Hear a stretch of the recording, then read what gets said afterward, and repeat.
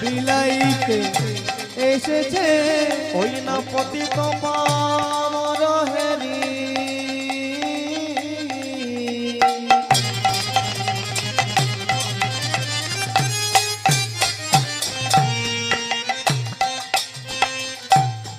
ভাবনিধি গৌর হরি পতিত পাবন হরি ভাবনিধি গৌর হরি পতিত পাবন হরি ভাবনিধি গৌর হরি পতিত পাবন হরি ভাবনিধি গৌর হরি পতিত পাবন হরি ভাবনিধি গৌর হরি পতিত পাবন হরি ভাবনিধি গৌর হরি প্রভু আমার বিলাইতে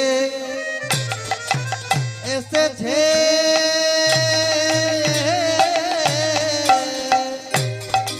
পতিতের বেলা বলো দেবের ভান্ডার পতিতের বেলা বলো দেবের ভান্ডার। শ্রীকৃষ্ণ চৈতন্য মহাপ্রভু প্রিয় ভক্তগণ পরম দয়াল শ্রীমান নিত্যানন্দ প্রভু কৃপাভাজন ভক্তবৃন্দ ভগবানের অপ্রাকৃত লীলা কথা যে কথা আস্বাদন মাত্রে মানব জীবনের সকল কালিমা সকল বন্ধন মোচন হয়ে যায়।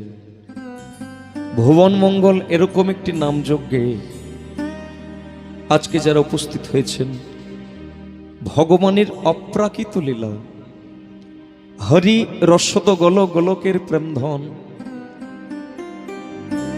যে নাম আস্বাদন করলে মানব জীবনের কল্যাণ হিতকর হিতকারী হরি নামামৃত সেই কথা শোনার প্রত্যাশায় হরি বাসরে যারা উদ্বেলিত হয়ে আসন দখল করেছেন সকল মহাত্মা প্রচেতা সকল কৃষ্ণ অনুরাগী গৌর অনুরাগী ভক্তের শ্রীপাদ পদ্মে অভাজনের ভুলণ্ঠিত প্রণাম নিবেদন করলাম। নিতাই গৌর প্রমানন্দে হরিবল হরিবল। সকল গৌর অনুরাগী কৃষ্ণ অনুরাগী ভক্ত বৃন্দের শ্রীপাদি কমলে অভাজনের অসংখ্য কোটি দণ্ডবাদ প্রণাম। ভক্তমণ্ডলী মায়েরা খুব মন দিয়ে কথাগুলো শুনবেন। শ্রবণহি মঙ্গলম, শুনলেই মানব জীবনের কল্যাণ।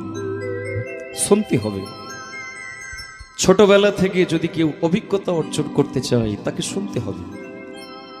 মা বাবার থেকে কথা শুনতে হয়, গুরু দেবের থেকেও কথা শুনতে হয়, শিক্ষক শিক্ষিকার থেকেও কথা শুনতে হবে।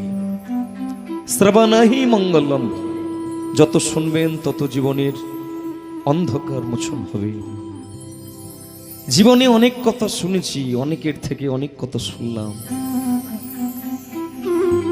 কিন্তু এখনো পর্যন্ত তার কথা আমাদের সৌভাগ্যে এলো না তার কথা শোনার।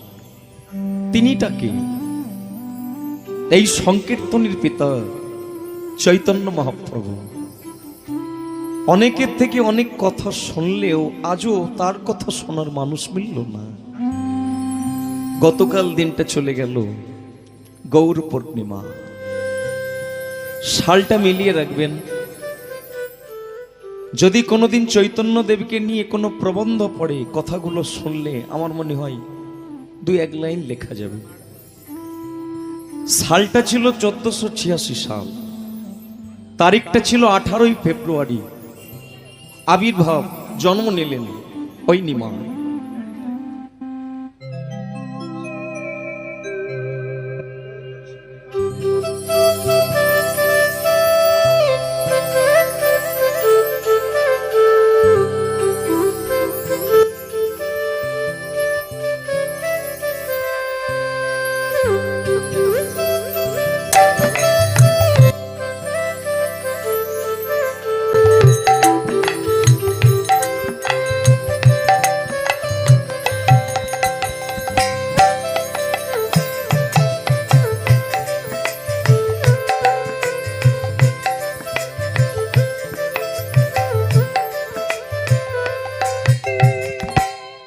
চোদ্দশো 86 সাল, তারিখটা 18 ফেব্রুয়ারি জন্ম নিলেন শ্রীকৃষ্ণ চৈতন্য মহাপ্রভু।